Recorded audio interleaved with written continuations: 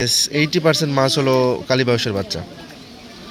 এবং বর্ষা মৌসুম যখন শেষ হয় এই জায়গাতে এত পরিমাণ কালীবাউস মাছ ধরার জন্য। আসসালামু আলাইকুম দর্শক, আশা করি সবাই ভালো আছেন। এটা হলো আমাদের দয়রামপুর ক্যান্টনমেন্টের নাটোর জেলার বাগাতিপাড়ার থানার সম্ভবত রামামাগাড়ি সুইচ গেট। তো এখানে আমি আসছি প্রতি বছরের মতো পানির অবস্থা দেখে মাছ শিকারের ভিডিও দেখাতে এবং এখানকার হালচাল কী সেগুলো দেখতে। তো এখানে বরাবরের মতো এসে দেখলাম যে পানি আছে বাট পানি কম। পদ্মা নদীতে এবার আগের মতো পানি নাই, মাছও নাই। এই যে একজন ভাই মাছ মারতেছেন ওখানে। তো কয়েকজনের সাথে কথা বলে যেটা জানলাম যে রাতে মাছ হচ্ছে, দিনেও মাছ হচ্ছে। এখানে এত পরিমাণ মাছ হয় যে জেলেরা এই সময়ে এখানকার পানির জন্য ওয়েট করে থাকে এবং কখন পানি আসবে এবং সেই সময় অনুযায়ী তারা অনেক টাকার মাছ শিকার করে, প্রতিদিন 2-3 হাজার টাকা করে। একজন জেলের কাছে প্রতিদিন 2-3 হাজার টাকা অনেক বেশি, আপনাদের কাছে 2-3 হাজার টাকা বেশি না হলেও এদের কাছে অনেক বেশি।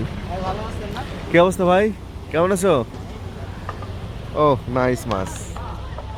এই যে দেখুন এখানকার বরাবরের মধ্যে যে মাছগুলো ধরে থাকে সেই মাছ, যে চেলা মাছ বেশি হয় এখানে, যমুনা নদীর মাছ আসে, ঠিক আছে।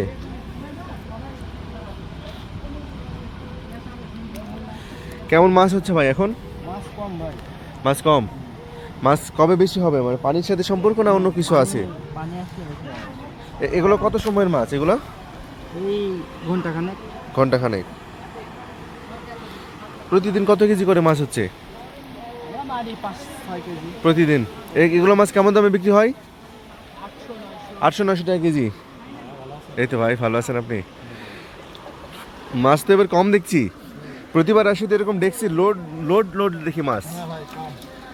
তবে মাছগুলো এখানকার খুবই পানি সুন্দর। কম ভাই, এটাই হচ্ছে মেন। এই যে হ্যাঁ হ্যাঁ, পানি কম, বাঁশপাতা মাছ।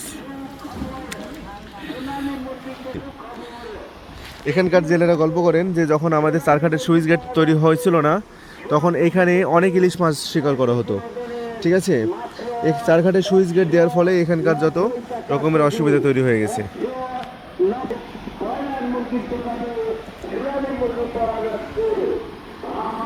অ্যাকচুয়ালি এই জালটা, এই যে অনেকগুলো মাছ উঠছে, বেশ কিছু চারা মাছ উঠছে। এরকমভাবেই দিনে রাতে সমান এখানে মাছ শিকার করে চলে।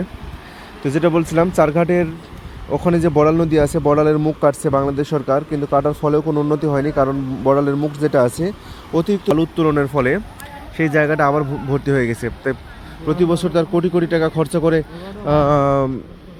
ওইটা যদি ক্লিয়ার থাকতো তাহলে এইসব জায়গাতে পানির আর অভাব হতো না। এই যে সবচেয়ে দামি মাছ এবং খেতে সুস্বাদু মাছ, এটাকে বলেছে লাল ময়না নাকি? লাল ময়না মাছ বর্তমান বাজার 2000 টাকা কেজি। 2000 টাকা কেজি। মার্শাল্লাহ মার্শাল্লাহ। আবার কতক্ষণ পর হবে এখানে? এখানে কি সিরিয়াল নেওয়া লাগে? হ্যাঁ সিরিয়াল না লাগে। তাই এখন তো মানুষের চাপ কম দেখছি। আচ্ছা আচ্ছা, চটপটি দোকান কখন আসবে? এবং এখানকার একটা সুন্দর ইতিহাস অনেকেই জানেন, ক্যান্টনমেন্টের আশেপাশে কিংবা এই এলাকার যারা স্টুডেন্ট আছে তারা এইসব সমস্ত জায়গাতে প্রচুর ঘুরতে আসে বিকেলবেলা। মানে কপতিরা আসে, চাচা চাচি মামা মামি এভরিবডি, যার যেভাবে আসা প্রয়োজন সেভাবে আসে। তা আমরাও আসি, আমরা মাছ দেখার জন্য আসি আর কি। হ্যাঁ, তো এই যে দেখেন এখানে এই সময়টাতে যখন পানি আসে মানুষ বিভিন্ন পদ্ধতিতে মাছ শিকারে ব্যস্ত হয়ে যায়। এখানে খরা জাল পাতে, বিভিন্ন রকমের জালে মাছ মারে। এই যেটাকে খরা জাল বলে, ওই যে দেখতেছেন খরা জালে মাছ মারতেছে তারা এমনি এমনি। এবং আমি যেখানে দাঁড়িয়ে আছি এই জায়গাতে দাঁড়িয়ে থাকা সম্ভব না, এত পানি হয় এখানে। এই জায়গাটা গোটাটা একদম ফ্লাডেড হয়ে যায়, প্লাবিত হয়ে যায় গোটা এলাকাটা। বাট দুর্ভাগ্যজনকভাবে এবছরে পানি খুব একটা নেই, যার ফলে মাছের পরিমাণও খুব একটা কম। আর মাছের পরিমাণ কম হওয়ার ফলে এই এলাকার মানুষের জীবিকা নিয়েও সংশয় এবং ঝামেলা তৈরি হয়েছে। আশা করি ফারাক্কাবাদ ইন্ডিয়া সরকার খুলে দেবে এবং এই এলাকাতে পানি আসবে, তখন অনেক মাছ শিকার করতে পারবে। এবং এরা মাছ শিকার করার পাশাপাশি বিভিন্ন এলাকা বন্যায় প্লাবিত হবে, অনেক মানুষও মারবে। তো যার যেটা চাওয়া, এখানকার লোক চাইবে ফারাক্কার গেট খুলুক, আর অন্যান্য জায়গার মানুষ চাইবে ফারাক্কার গেট না খুলুক।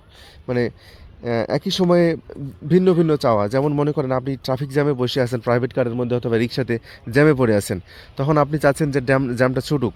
আর নিচে যে পথচারী আছে রাস্তাটা পার হবে, সে ভাবছে জ্যামটা আরও থাক 10 মিনিট, যেন আমি রাস্তাটা পার হতে পারি।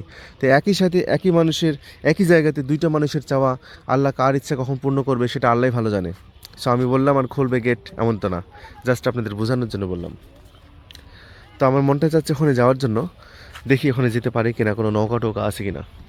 আপনারা বিগত বছরগুলোতে দেখছেন এখানে কত রকমের মাছ ধরে, আর্মির মতো দড়ি রশি বেঁধে, এখানে আর্মির মতো দড়ি রশি বেঁধে তারা এখানে নামাই ওই যে যে সুইচ গেটগুলো আছে, গেটের নিচে ডুব মারে মাছ শিকার করে।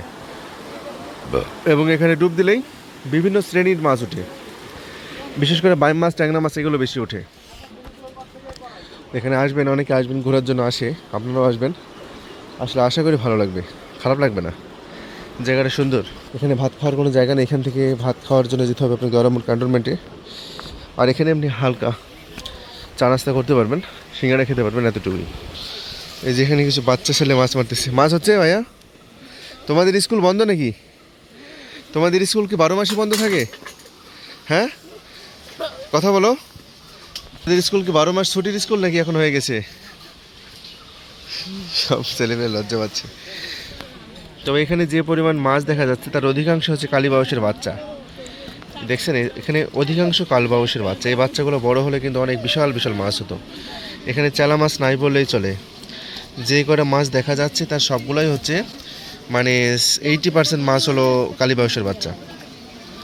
এবং বর্ষা মৌসুম যখন শেষ হয় এই জায়গাতে এত পরিমাণ কালীবাউস মাছ ধরার জন্য মানুষ আসে দূর দূরান্ত থেকে, প্রচুর মানুষ আসে। এখানে প্রায় 100-150 মানুষ মাছ ধরে এই কালীবাউস ধরার জন্য আসে প্রচুর পরিমাণে। এই সেই জায়গা। এখানেও মাছ আছে। এটা কি রে, শিং মাছ নাকি? এটা কিন্তু অরিজিনাল কালবাউস বানিস, একদম অরিজিনাল কালবাউস। কালবাউস মাছের দাড়ি আছে দুইটা, এই যে দাড়ি আছে। কালবাউস মাছ হতে হলে অরিজিনাল হইতে যে দাড়ি, মুখে 4টা দাড়ি থাকবে তার। আর যেগুলো ক্রসের মাল হবে সেগুলো দাড়ি হবে ছোট ছোট, মানে কিছুটা ওই যে আপনার নিগ্রোদের মুখে দাড়ি থাকে না, ওরকম টাইপের। আর যেগুলো মনে করেন যে অরিজিনাল কাল কী মাছ পাচ্ছে। আমি এখন ভিডিও করতেছি, এটা 31শে জুলাই। তো অ্যালেক্স সবুজ, তো এখন আমাদের দেশে ইন্টারনেটের ব্যবস্থা খুবই খারাপ। আমি জানি না ভিডিওটা বাঁশপাতা, লাইকুর, ইলিশ হচ্ছে, ইলিশ। হ্যাঁ ইলিশও পাওয়া যাচ্ছে।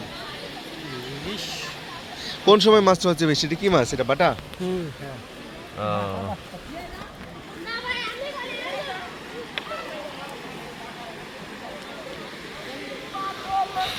এখানে রেলিং ছিল।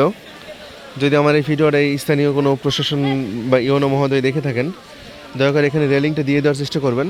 ওর মধ্যে থেকেও চুরি হলো, আবার এটাকে আপনাদের দেওয়া উচিত, কারণ এটা আমাদের টাকারই জিনিস কেনা, আপনাদের দিতে অসুবিধা কি? যদি দেখে থাকেন প্লিজ রেলিংটা দিয়ে দেবেন, কারণ এই রেলিংয়ের জন্য অনেক ছোটো ছোটো বাচ্চা নিচে পড়ে গিয়ে মারা যেতে পারে। ঠিক আছে, রেলিং দিতে বড় জোর আপনার 2000 থেকে 3000 টাকা খরচ হবে অনলি। 2-3000 টাকার জন্য একটা তো মায়ের বুক খালি করার কোনো মানে হয় না, তাই না? তো থ্যাংক ইউ সবাইকে। আমার ওখানে যাওয়া হলো না কারণ নৌকা নেই। তো আমি বাসায় চলে যাব, দুপুর 12টার পরে হয়তো আমার দেশে গ্যাঞ্জাম লাগতে পারে, তো বাসায় চলে যাব। সবাই ভালো থাকবেন, আল্লাহ হাফেজ, বাই।